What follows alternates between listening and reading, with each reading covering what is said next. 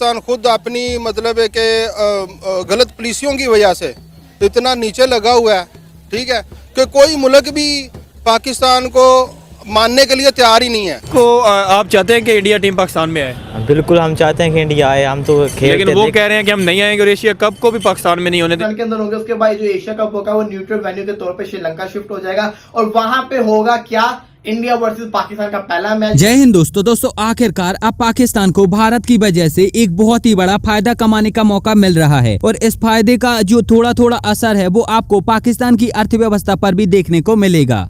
अब बड़ी खुशखबरी की बात है कि एशिया का घोड़ है, जो हमें लग रहा था कि नहीं होगा वो होड़ है, तो इससे बढ़ के क्या हो सकता है। बात करते हैं डिटेल से। Press trust of India, India का बड़ा स्ट्रॉन्ग इदारा है न्यूज का, वहां से न्यूज आई है कि पाकिस्तान के हाइब्रिड मॉडल को मंजूर कर लिया गया है। और मजे की चीज ये है कि पाकिस्तान के हाइब्रिड मॉडल को मंजूरी के बाद जो 9 मैचेस है ना वो श्रीलंका के अंदर होंगे।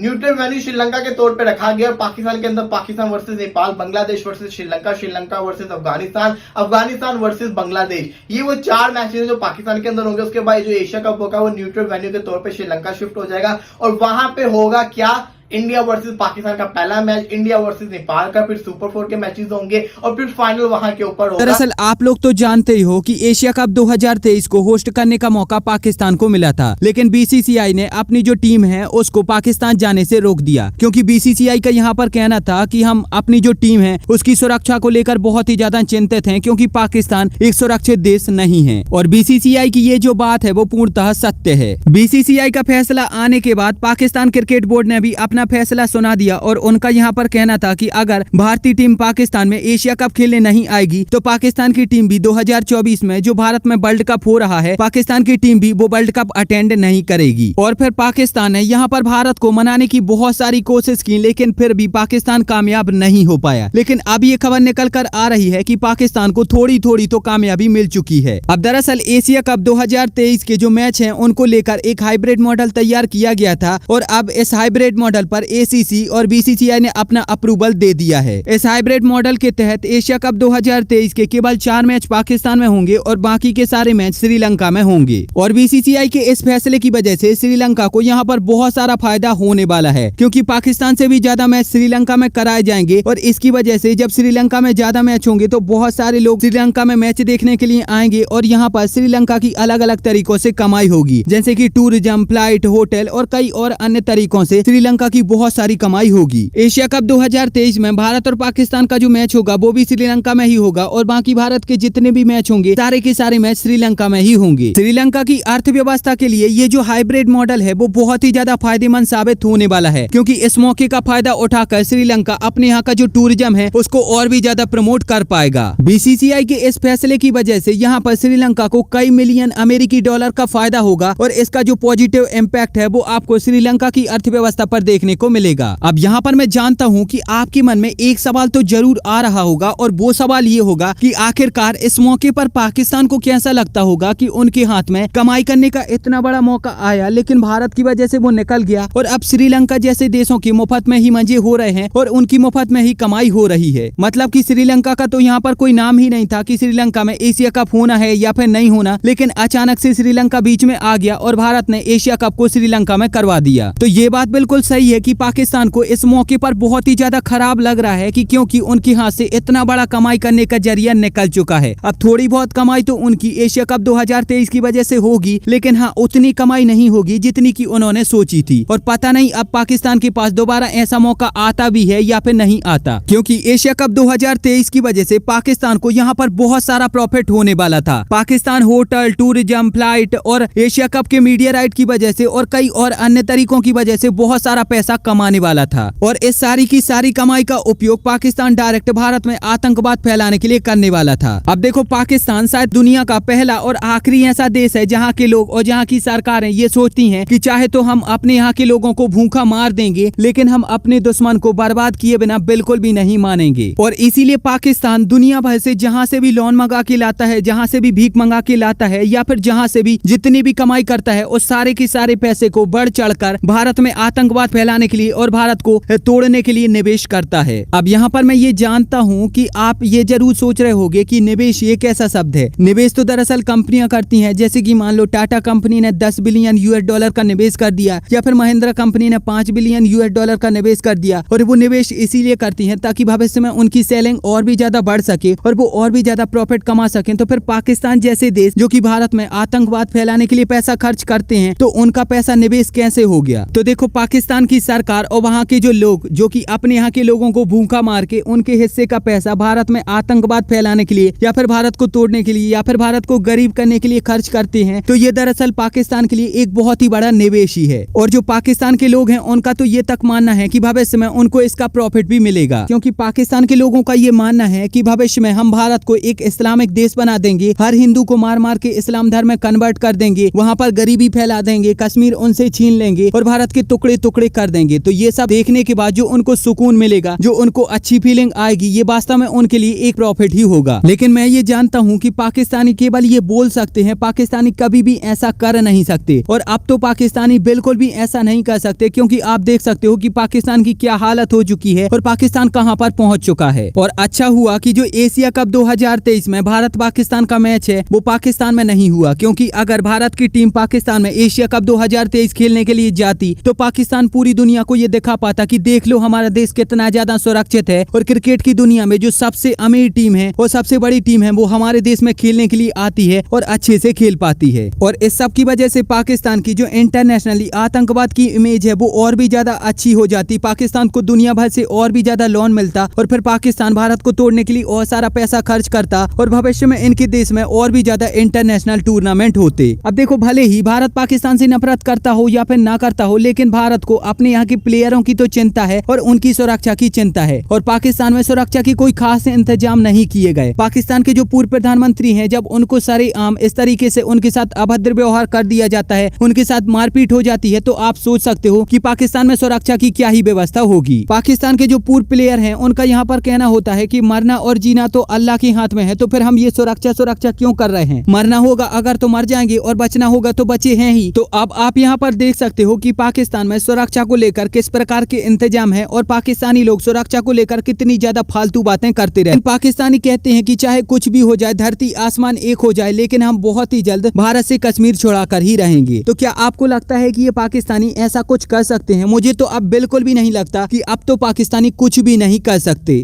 कल मैं एक विदेशी साइट पर जीडीपी के बारे में कुछ पढ़ रहा था और वहां पर ये लिखा हुआ था कि पाकिस्तान 2050 तक $4 ट्रिलियन की अर्थव्यवस्था बन जाएगा। लेकिन मुझे विश्वास नहीं हुआ कि आखिरकार ये कैसे हो जाएगा, क्योंकि जो पाकिस्तान की सरकार है, जो वहाँ की कंपनियां हैं, वो तो ऐसा कुछ कर ही नहीं रही और पाकिस्तान का तो विकास में 1% भी ख्याल नहीं है। तो फिर ये सब होगा कैसे? क्या आपको लगता है कि भविष्य में पाकिस्तान $4 ट्रिलियन की अर्थव्यवस्था बन पाएगा या नहीं? और साथ ही साथ आप मुझे ये भी बताओ कि क्या आप ये चाहते थे कि भारत और पाकिस्तान का मैच पाकिस्तान में होना चाहिए था या नहीं? अपना जवाब हमें नीचे कमेंट में जरूर बताओ। और अगर ये वीडियो आपको अच्छी लगी है तो प्लीज इस चैनल को सब्सक्राइब करके बेल आइकन जरूर दबाओ।